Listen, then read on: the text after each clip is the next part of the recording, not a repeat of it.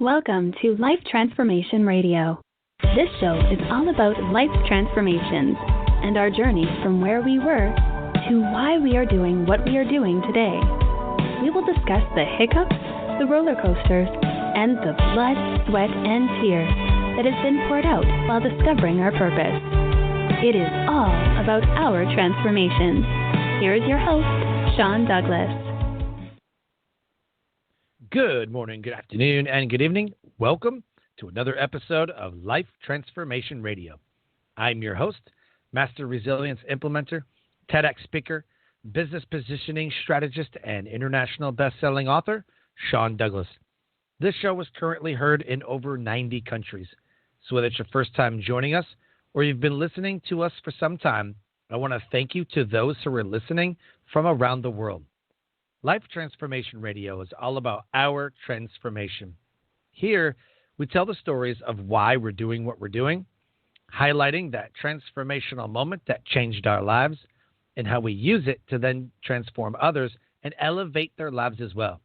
You can listen to us live right here, Tuesday through Friday, 5:30 p.m. Eastern Time, right here on the Blog Talk Radio Network. You can join our Facebook group at Life Transformation Radio Community and never miss an episode by subscribing to your favorite podcast platform.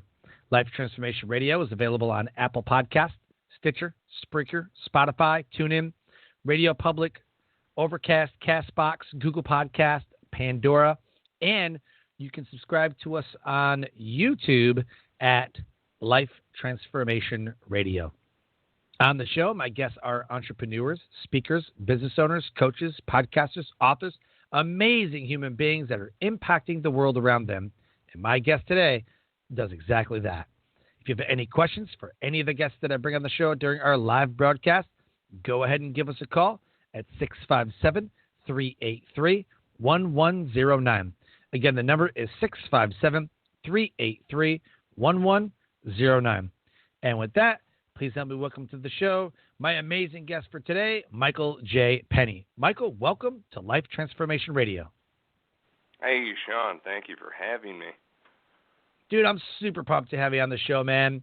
I've heard some amazing things about you. I'm excited to dig into your story. We are the next day from Veterans Day, dude, but, you know, I served, you served, and I'm just honored to have you on the show. Hey, thank you. Yeah, it's an honor and a privilege to serve. That's my favorite thing to tell people. You know, we got to wear pajamas and boots to work and blow stuff up with rocket launchers. It was pretty cool. So, you know, I mean, you just got to look at the positive side of things, right? You know. Right. Yeah, definitely, man. So the title of this episode is 5P Military Management Method for the Modern Workforce with Michael J. Penney. He is a combat veteran of Iraq and Afghanistan. He served the United States Marine Corps Infantry with 3rd Battalion, 7th Marines, deploying twice to Ramadi, Iraq in 2005, 2006, and in 2007. Michael reenlisted during his second tour and transferred to Quantico to become a weapons instructor. He is certified as a Combat Marksmanship Coach and Instructor Trainer. He's a Formal School Instructor, School Trained Designated Marksman, Small Arms Weapons Instructor, and Foreign Weapons Instructor. In 2011, Michael deployed on a third combat tour, this time with 1st Battalion, 5th Marines, leading a section of embedded advisors through Kajaki Sangin Afghanistan. Having served in 2 wars over 8 years of service in the Corps, Michael was honorably discharged as a sergeant and now is an entrepreneur, author, speaker, and business development professional. In March of 2016, he presented at TEDxRaleigh, What's Your IED? How to Add Value During Life's Explosive Situations, combining military and personal experiences in an effort to bridge the lives of veterans and civilians. This one talk has cultivated many wonderful relationships between veterans and business leaders. Michael is the creator of the 5-paragraph business plan, taking the military operations order format and applying it to business. He currently works as chief advisor at 5paragraph.com, working with business leaders around the globe, calling upon his military and entrepreneurial experiences to assess, train, advise, and assist businesses in the implementation of the 5P military management method for the modern workforce, empowering leaders with an action-oriented business management tool focused on business creation, growth, and long-term sustainability. You can look him up, 5paragraph.com. Facebook, LinkedIn links are right there in the show notes. Copy those, click on those, get into that Facebook and LinkedIn, and check him out, see what he's doing. Send him a friend request, letting him know that you listened to this episode of Life Transformation Radio. Michael, after reading that, the first question I have to ask, and I believe is the most important question, is why? Why do you do what you do? Oh, Lord.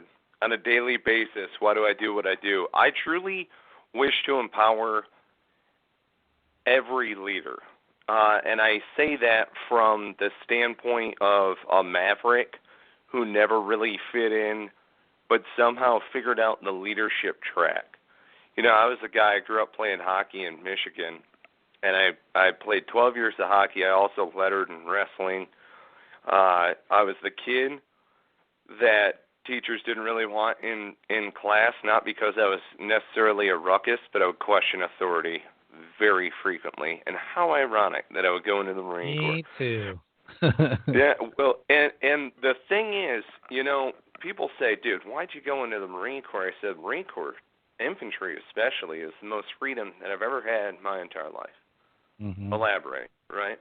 I got to carry a rocket launcher around and call for an airplane to blow up. Are you kidding me? When you look at it like that, it's like, oh, man, that's so freaking cool. Well, it is, and you and I both know that there's a process. It's a little bit heftier than a 9-line. You've got to be able to say it confidently over the radio. You know, bullets flying, people dying, all of that stuff. So I learned leadership at a young age out there on the ice in the wrestling mat. I learned how to study without necessarily having to have a teacher breathing down my neck all the time, but that didn't necessarily lead to good grades.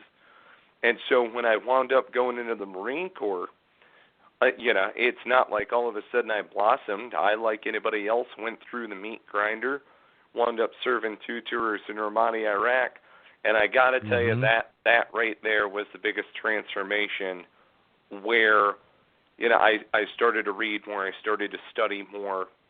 I share the instructor background in my bio because it plays such a huge factor in what we do with 5-paragraph. When you go to 5paragraph.com, you see the e-learning that's on there. You know, that's my instructor background. My why is to empower leaders with a simple method to be able to go and execute any mission. And I learned it as a private in the Marine Corps. And then as I was coming up through it, I was like, oh, wait a minute. If you have a vision for success, you can just pull it out of your head, put it down on paper, and go. You know, it doesn't really require a whole lot more than that because you can pull together the experts that are necessary to figure out the how associated with a vision. So hopefully that sheds a little bit of light on it. Yeah, for sure. And so I joined right after 9/11, and I joined the Air Force. I always said I'm either going to be a Marine or I'm going to join the Air Force. And I originally joined the Air Force because I wanted to fly. I wanted to be a combat pilot, you know, and then I wasn't that. I ended up working on the planes that, so F-15s and F-16s and all that stuff, the ones that would, you know, call in. So like A-10s. I know Marines and Army love A-10s. Oh, my goodness, I ended up working on those, which was super cool.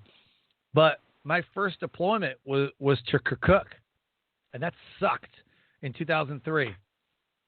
That sucked. Like, that was not fun.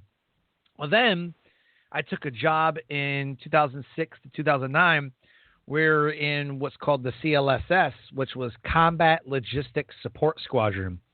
So we came behind people and like supported them like along the way, but we were also CDAR and ABDR, which is aircraft battle damage repair. So I was in and out of AORs. In 2008, I was gone close to 220 some odd days, 230 days, because we were in and out of hot AORs because like we had 216s crash into each other.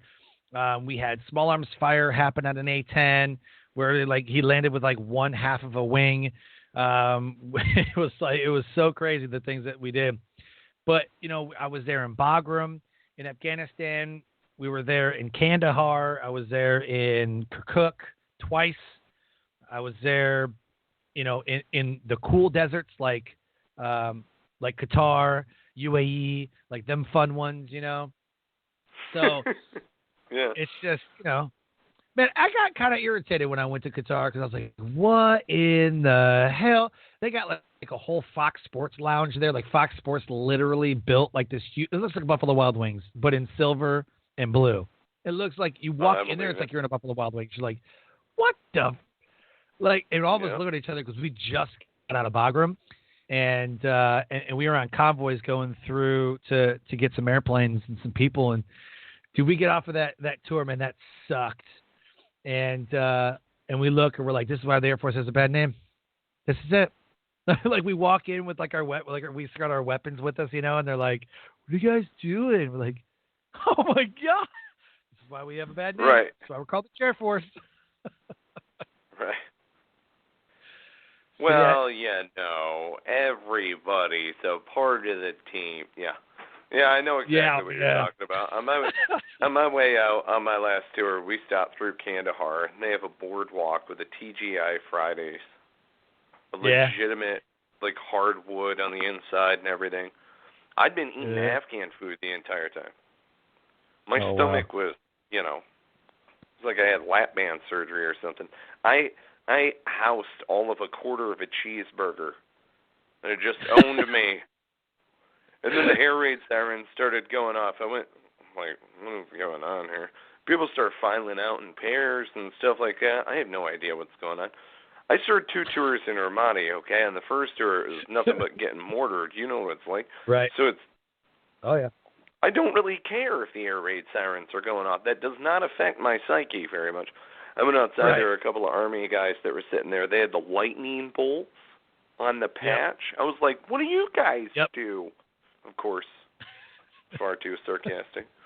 Sat down, bummed a cigarette, hung out, and waited until everybody came back from the bunkers. Right. So, yeah, I've had that. Yeah. You got more than a lot of other experience too. Yeah. Yep. Yeah, we got mortared a lot in Bagram. I was actually surprised in 2008. I mean, we got mortared, God, man, a few times a week. It just seemed like almost every day it was like another one. I was like, oh my, like it got annoying to the point where like I'm literally not gonna move. I'm not gonna move. I'm just gonna stay here in my tent. I'm just gonna stay here. Not going anywhere. Yeah, this is stupid. Yeah, but part of it's it's part of the journey. I take that. Being on convoys with Army guys though, that was different. That was definitely different. Doing all the convoy duty stuff. So. Loaded question.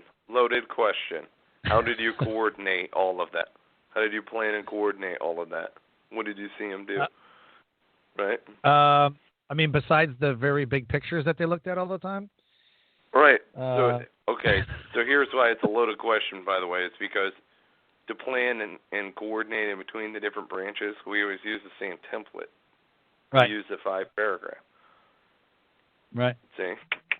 Yeah. Yep. Sorry, I had to come back around. Shameless plug. Yeah, totally, man. Yeah. Well, it's like, people ask me all the time because what's the similarity? Great, you took the military operations order. I mean, and I go, yeah, but it's the human intuitive way to plan and coordinate and work together in between these different branches. That's how we used it. The mission, that was our mission downrange, assess, train, advise, and assist local national forces in policing the population. Our mission in 5-paragraph, assess, train, advise, and assist business leaders in the implementation of the military management method for the modern workforce. Everything that I pulled on it, I've taken my pound of flesh back, that's the way that I look at it. So Well, and at the same time, it's one of those things where people go, okay, wait a minute. You were in the Air Force. You were working on jets. And then you were doing, what would be the equivalent of crash, fire, rescue, and other various things like that, right? So it's you're doing these various functions. Well, okay, I started life as a mortarman, and then when I went overseas, I was in a combined anti-armor team, never shot a mortar or called for mortars. Couldn't in the city of Ramadi. So it was like you had to basically switch your entire occupational specialty. Well then, all right, well, on the third tour, working as an embedded advisor, we would call for air, call for artillery, call for mortars, all of this other stuff. But the same thing, it was like 5-paragraph was the same thing that was consistent all the way through, number one. Mm-hmm. But the other thing that was consistent all the way through was the leadership aspect of it. You were expected to come up with the vision for success and then tell people what needed to be done. And your subordinate leaders are going to tell you how it was going to be done. So when people say how do jets and mortars and infantry and the guys who work on jets and the admin and the supply, how do they all coordinate? They all use 5-paragraph. So it's our different occupational specialties and disciplines that led to developing this product. I love it. And you're 100% right. The communication, the language, the whatever might be different, but the actions are the same, which is perfect. So the show's about transformation, and I really want to know what that transformation was like. So what was a transformational moment for you? I know you and I both, we've gone through so many of those moments, but what was a transformational moment for you that set your life on the path that you're on now? Do you want the most recent or the biggest? Because I'm pretty sure the whole thing is a giant transformational moment. Right. That's how it sounds. Yeah, definitely. Well, look, brother, when you're reading my bio, it feels like somebody entirely different lived through all of that stuff. I mean, it's the same thing when I look at my TEDx presentation. I mean, sometimes... Oh, mine too. Yeah. Yep. You get that, you look at that, and it is kind of weird. You go out there and you do your stuff, and I think that your mind blanks over a little bit because you've practiced it so many times. And then when you're done, you're watching it. You and I were picking up on the nuances that we hate about our talk, but really other people are like, dude, you got a standing ovation. Yeah. So, okay, so what's the most transformational step, let's say, for instance? I think, okay, so when I got out of the Marine Corps in 2012, I left the Fallbrook exit of Camp Pendleton near San Diego.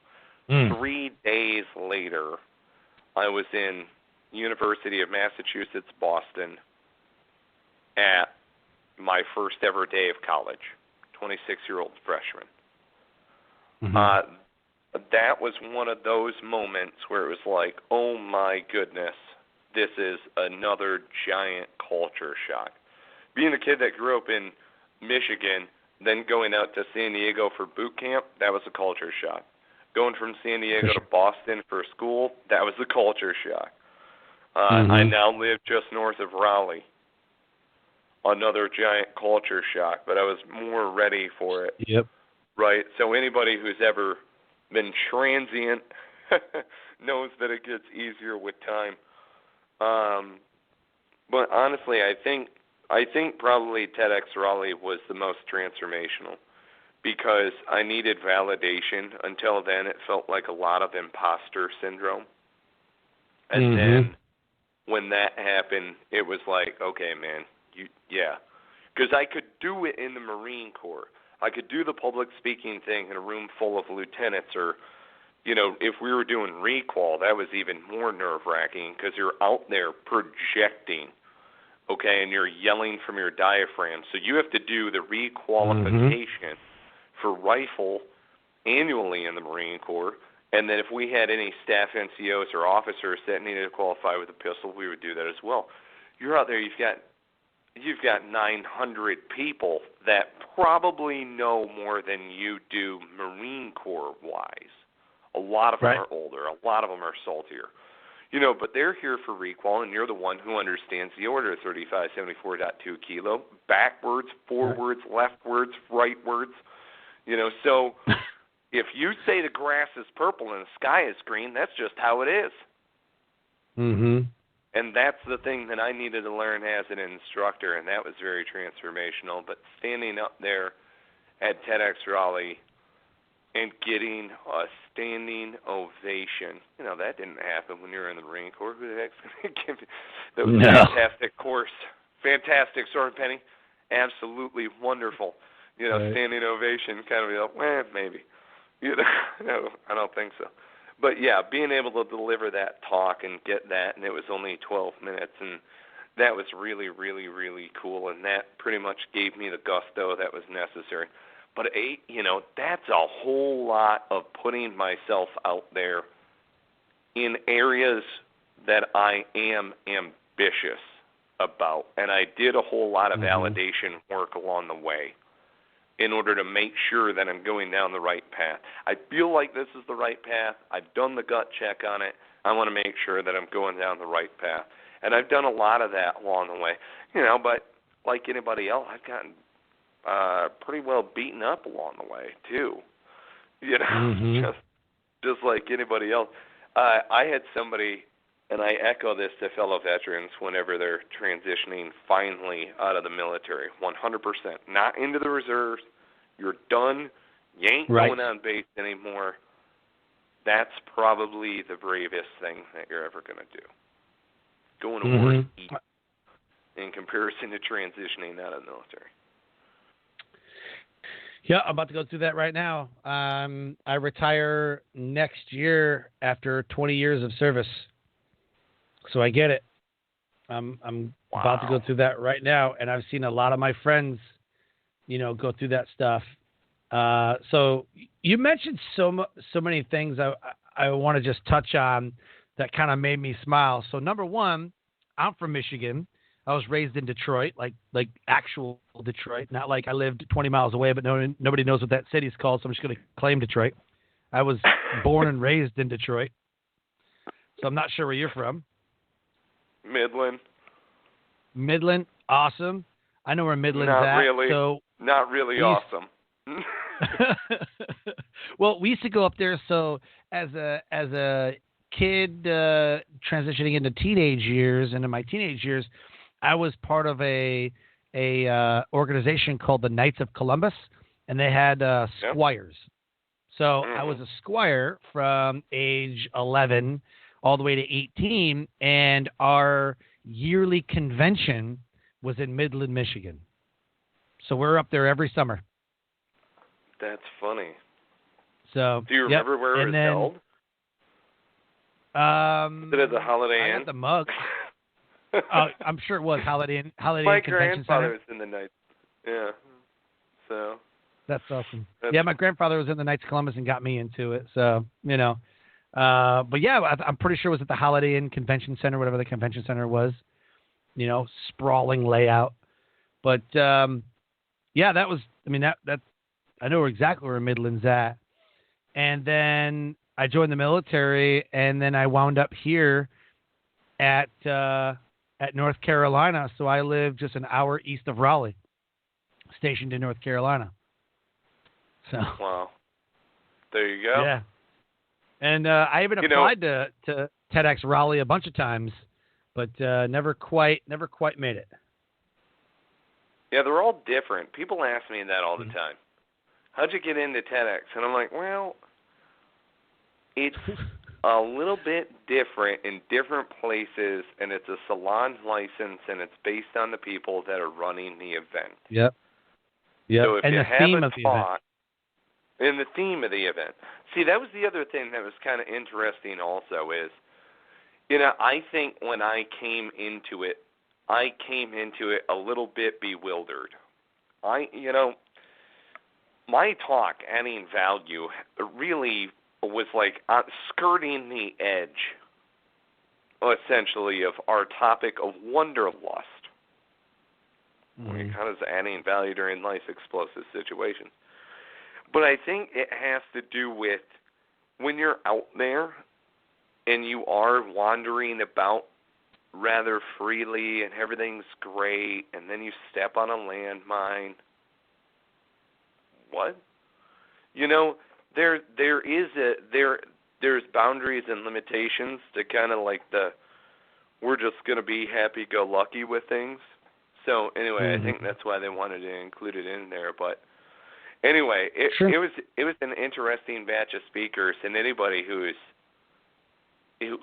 interested in doing it, I would very much so encourage you to put together a talk. You know, it's totally worth it. Even, you know, I don't know about you, but it took me, I think, probably 200, 250 takes before I had a 2-minute where I was cool with sending that in. And then... I had done a lot of that, Yeah. Well, in the prep for the talk, I didn't even listen to the radio. Gosh. I didn't listen to anything Hours. else. I just listened to myself. Yep. Hours and hours and hours. And I mean, every day for hours and hours. I mean, you're just rehearsing and, I don't like how this is coming out. How do I change it? Then I set in the videos, and then they got to coach you. And then, I mean, it's a rigorous process, but I loved it. And there was another Air Force guy.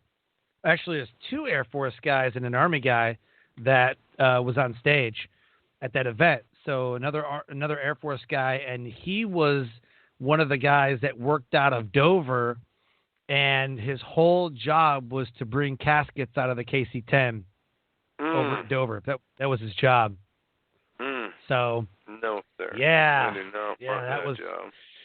Yeah, I would. I don't know if that's an AFSC or like a special duty. I don't know if it's like an MOS that you could get, but I don't want to be classed as that. But God bless him. That's what he did. And then the other guy was a Special Forces guy from the Air Force. And believe it or not, Air Force does have Special Forces, but he was a Special Forces guy. Yeah, they do. And and was part of the Ravens. There's a crew of, they call them Ravens.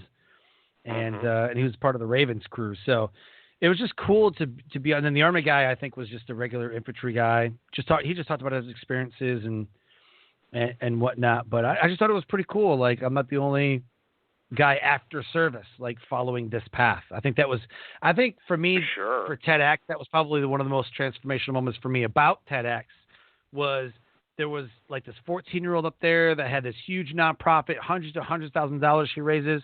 There was this other like 19, 20-year-old college student up there, a couple of the older crowd. There's always some older crowd up there, 40, 50, 60 years old, you know.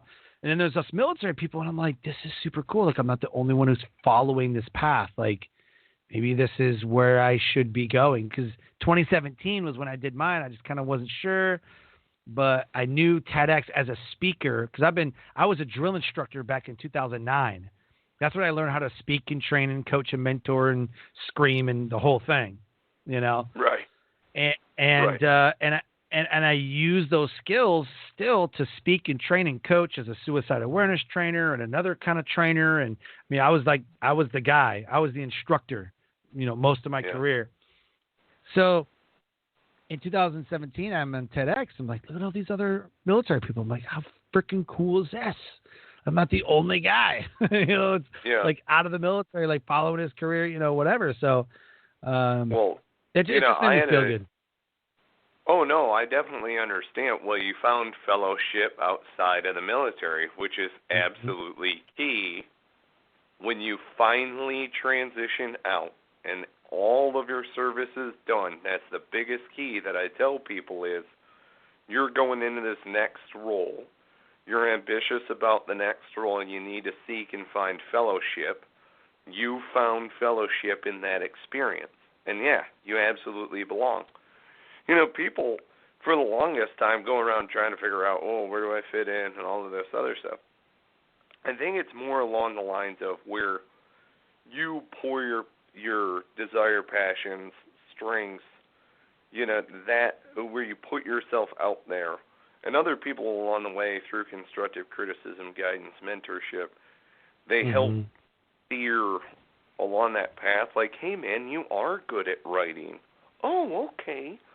You know, like, and I needed that. I needed other people to read my short stories and be like, Jesus.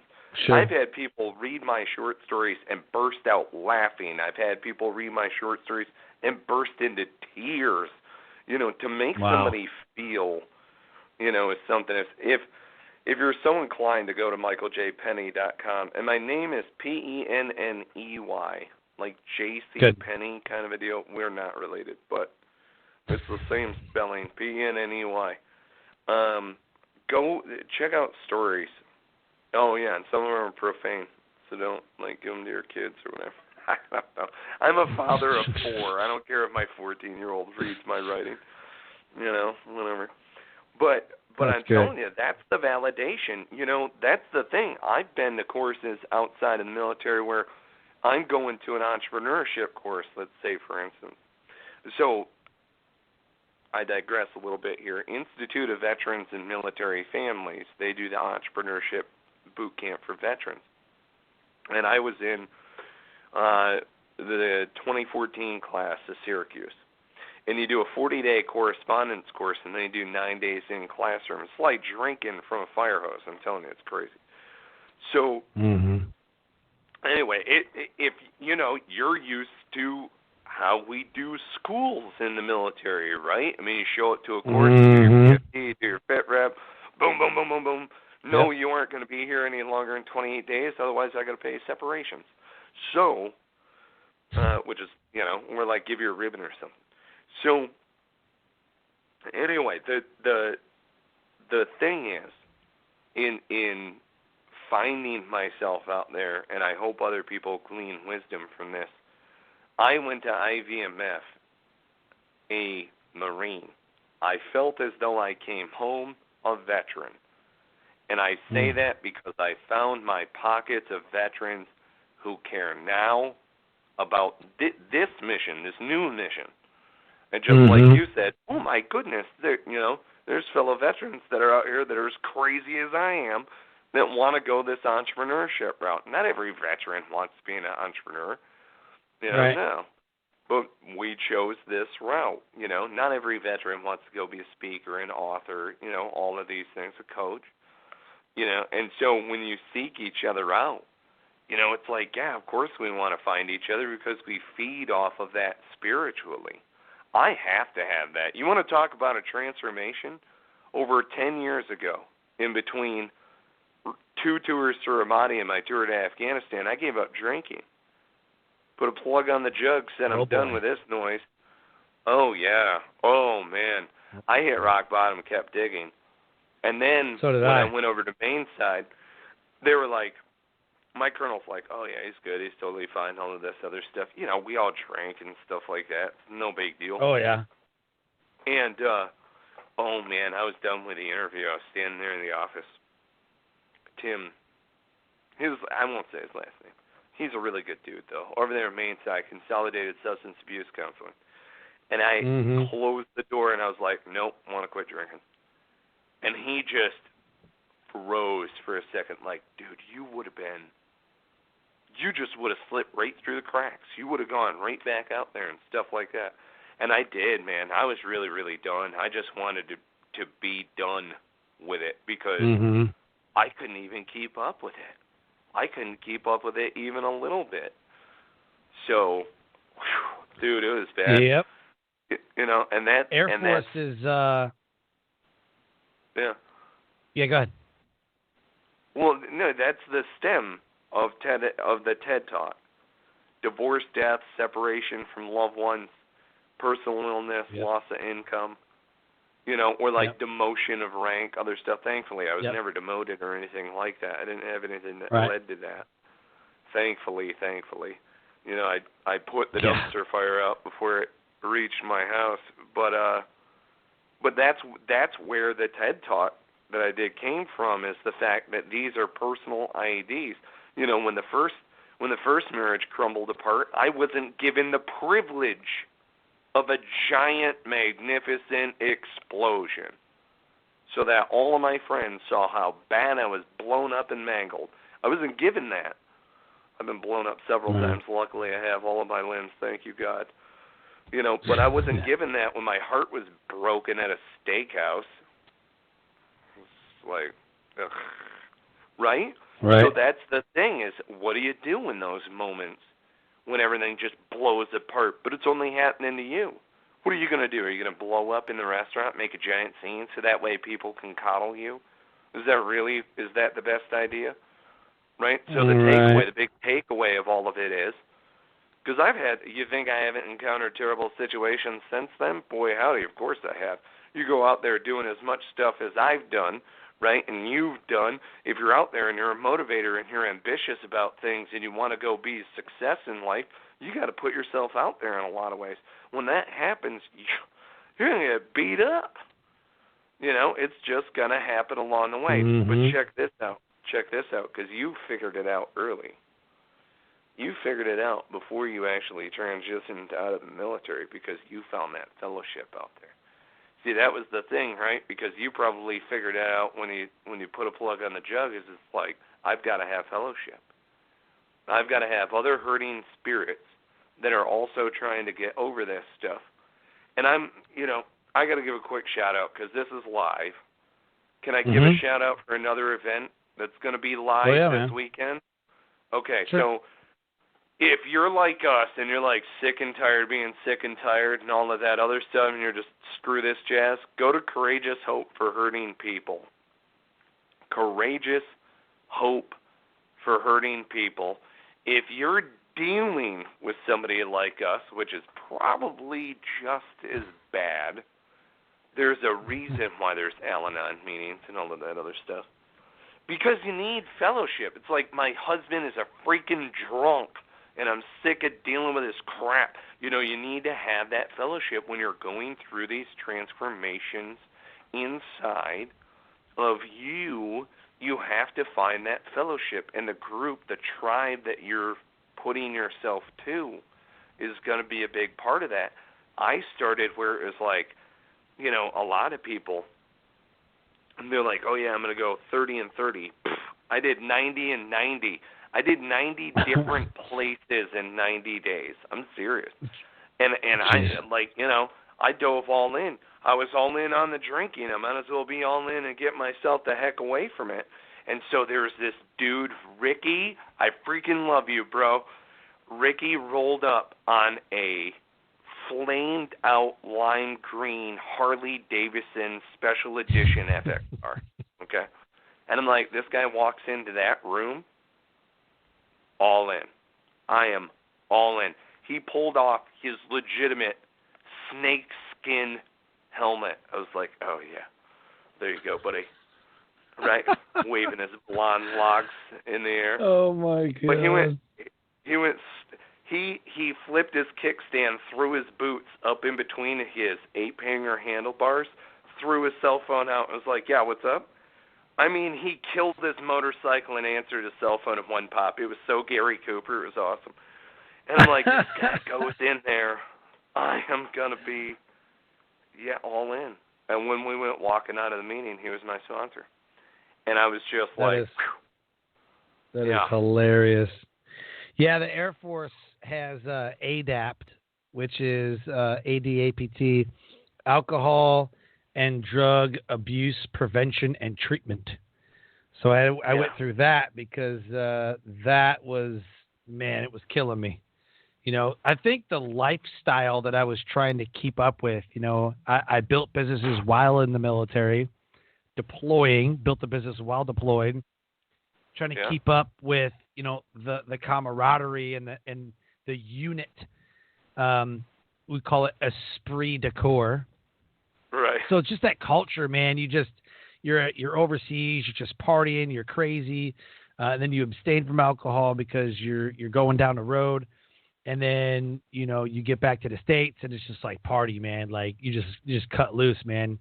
That just kind of took a toll, man. It really did took a toll because for many reasons, you know, I knew people that didn't return, but I also understood that I was very lucky for you know what I've gone through to come back, and I mean, it's just there's a lot of things that, and then you hear like, oh, well, I mean, you weren't on that one road or in that part of the country. Like, you're still the chair force, you know? So it's like, I know what I saw over there. I know what I did over there. And then some civilian or some 60-year-old Marine's like, oh, you weren't in Nam. You know, like, oh, God. Oh, man. You know, oh, about all that. Right? So I think like, it's funny. Geez. I think it's funny because people, first of all, it's probably the strongest that pull themselves out of those circumstances. Yeah. And when you're on the other side of the fence, it feels like this giant weakness. Mm-hmm. You know, and it's like, no, dude, no. Like, the strongest thing that you're ever going to do is pull the yoke back and get yourself out of that. But see, it's funny because you were talking about going down range and other stuff. You know, so I was in Ramadi, Iraq, 05, 06, and, you know, we didn't have any booze overseas. You can't drink. There's no R&R. We're not in a co-ed service or anything like that. I was in the infantry. I'm telling you, man, it was like 1 in 1,000 was women. You know, and we're all walking around in the same uniform. We're all dirty and disgusting and stuff. You know, one time the Dallas Cowboy cheerleaders came on the same day that Chuck Norris came. Oh, God. Yeah, I went and saw Chuck Norris. I have a picture hanging in my den, and he signed my flight glove, which, you know, I had my hand in there when I was taking lives. That's awesome. So my flight glove signed by Chuck Norris. Hell yeah. And people were like, dude, why wouldn't you go see the Dallas Cowboy cheerleaders? Come on. You really think, like, who cares? Honestly. No offense to you ladies that are out there or anything like that, but it's like, come on. Come on. They aren't going to, let's not. Yep, right. They aren't going to. We're not doing conchicles in the desert. Exactly. Exactly. Like, you know, I would much rather go see Chuck Norris. Right? And it was so awesome. So I told him this. I told him I was like Chuck Norris, you know, told him a profane Chuck Norris joke, essentially. I don't know if I can share it on here. And which he thought was great, by the way. It was fantastic. And so, you know, it's one of those times where when a special occurrence like this happens and you're going to go from your base over to another patrol base or something like that, you grab kind of a hodgepodge team of the different guys from the different cat teams, right? And we all rolled around in Humvees anyway, so we just took one of the cat team's section of trucks. But it was like 5 guys from 5 different platoons in each one of the trucks. So I happened to be on a 50 cal in the lead truck. And and I'll call him Lieutenant Walt. Good dude, great guy. He's in the vehicle commander spot, riding shotgun, right? He's like, dude, tell Chuck Norris he's a badass. So I'm up behind the 50 cal, and I don't even see him at first. I'm busy, you know, checking headspace, timing. It's the Ma Deuce, so I got to make sure everything's ready to rock. So I'm like, full load gun up, shout it down to the driver. And I look over at Chuck Norris. I'm like, you're a badass, Chuck Norris. He's standing there with his hands on his hips, like Walker, Texas Ranger. And he's like, you are a badass. I'm like, yeah. I kick him all. I'm like, did you hear that? Did you hear it? What? Chuck Norris called me a badass. This is Texas Ranger. Did you hear that? Whenever you're in Texas, look behind you. Oh, see, now we're going to get hit for copyright. So my uncle and I, we used to watch that show back in the day, dude. Oh, my goodness. Cool. It was such a great experience, you know. And I can tell you, you know, you probably experienced some Bob Hope USO moments, that type of stuff also when you were there. That helped with the whole morale. We had stupid people come, though. Like, we had like, stupid people come. Like, we had, like, Alyssa Milano come one time. Like, this stuff. Like, I don't care about her. And then we had, and then Coolio came, and I was like, Coolio? First of all, that dude was cool for, like, 5 minutes in the early 90s when Dangerous Minds came out. And then we had T-Pain come, which was, okay, whatever. Everybody liked T-Pain because he was kind of relevant at the time, you know. But the best dude that ever came was Chef Robert Irvine.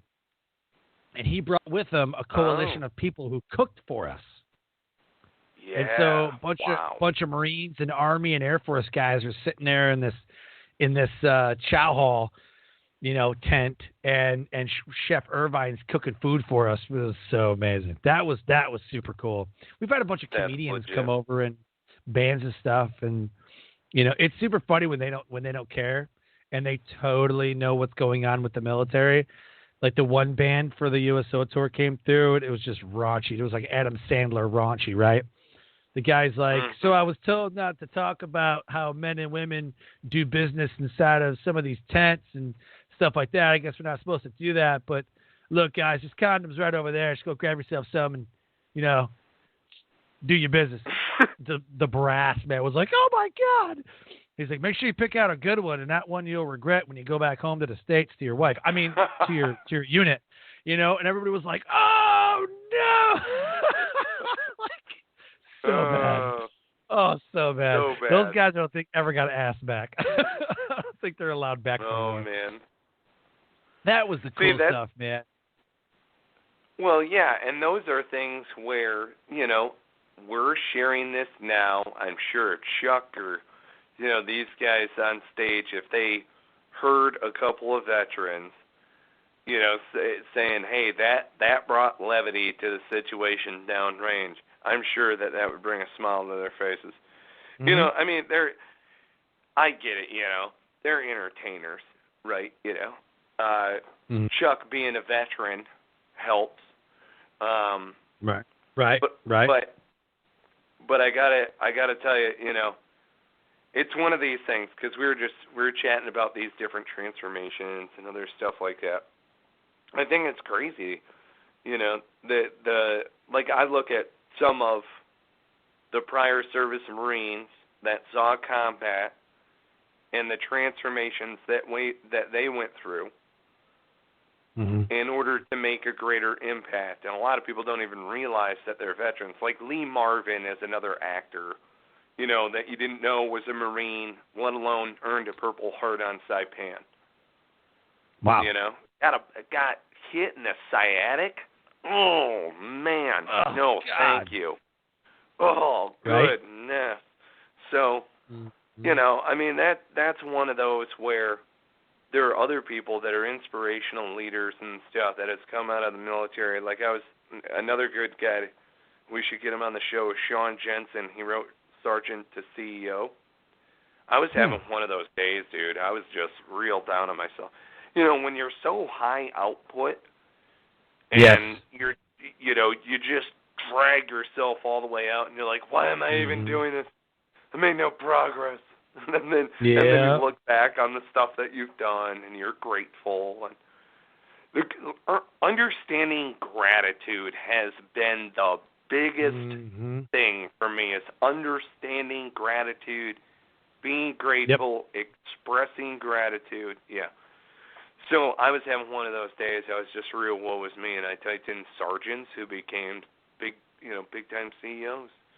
And Sergeant to CEO came up. I fell a Marine, Sean Jensen, and oh goodness, his story is it's uplifting. He had a different MOS. He came, out of a different background. He was abandoned as a child, and then got together with his siblings, got back together, went into the Marine Corps, made something out of himself. If you're in the Capitol building and experienced the anthrax attack back during, the early days, he was the one that cleaned those up. So it's just, whoa, man. Jeez. It's going to have a serious impact, serious impact, So that's I'd love to get him on the show. That'd be super cool.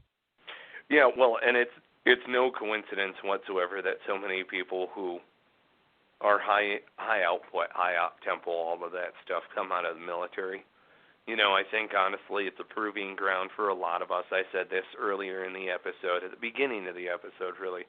I was a kid.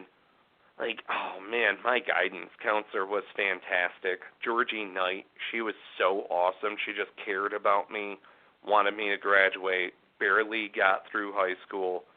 My assistant principals and stuff were like, you're never going to amount to anything, all of this other stuff. And it was just, oh man, it played like an 80s movie. But coming back to school, and maybe you felt this before also. You come back in your uniform and stuff like that. And you're like, hey, look, I made it through, and blah blah blah. But it's funny because after I have never been back after any of my tours or anything like that, because so many of my family members and people that I grew up with and everything else, they're gone and they left. You know, I think it's really weird. My parents don't live in the town that I grew up in. The house that I grew up in, they lived in it for 25 years. You know, so that's gone. There's another transformation, you know, and I think honestly, you know, and like when you lose people, you know, I'm a real spiritual guy. When I lose people that are around me, did you ever watch that show Highlander when we were kids? I love Highlander. I love Highlander. He whacks the dude's head off and then absorbs his power, kind of a deal. Yep. Right? Yep. I feel that great spirit when we intertwine with other folks that are around us, and they do wind up passing over into the ether. Like my Grandpa Russell, I swear I can hear his wisdom just on the other side. It's not an audible voice, just something which compels you. My Grandma Dee Dee, the same way. These people had profound impacts on my life, and I made sure that they understood that. You know what I mean? That's the gratitude side of it that people... I love it, man. Yep, absolutely. Yeah. Man, dude, I really want to, just thank you for your time and everything that you shared here today. For those listening, what is your message to them if they're, maybe a military guy getting out, or maybe they're a veteran for many, many, many years, or if they're just starting a business, or they're an entrepreneur? Like, what is your message to the listeners here today? Absolutely. So I talk to people about 5paragraph.com, being the number one user of 5paragraph.com. I am. I go there, I log in, I click on the template, I use the templates. This is the military management method. This is how we run things. I built it for me coming out of the military, essentially. The funny thing about it is that the majority of our clients are civilians who have never served a day in the military, but they revere us. They read Simon Sinek's Leaders Eat Last. Yep. Maybe they've read Chaos by General Mattis. I'm a huge reader. I just go. Have you read The Art of War? Oh yeah, absolutely. Well, and it was funny too because I had a big time influencer type, remain nameless, Silicon Valley, and he was like, "You should never use military terms in business." And I went walking away from the conversation like he's threatened by it. I'm definitely gonna do this.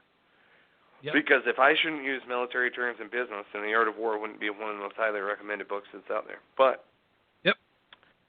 I wrote 5-paragraph business plan, which is a workbook. You fill it out as you go. You listen through the tutorials that are at 5paragraph.com inside the e-learning, and you fill it out as you go. And I made it so that when I was coming out the back gate, I could directly apply it. So go to 5paragraph.com. It's 5 like the number. It's the number 5, paragraph.com.